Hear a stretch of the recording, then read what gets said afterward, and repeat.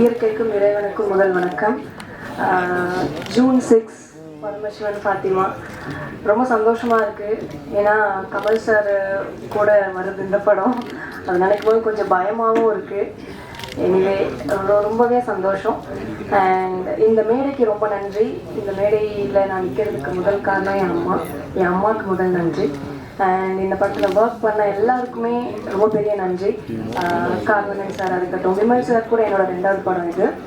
Thank you so much. And music director, sorry நான் இவரை பார்த்ததே இல்லை. நாங்கள் நார்மலாக தான் டெக்ஸ்ட் பண்ணிட்டு இருந்தோம்.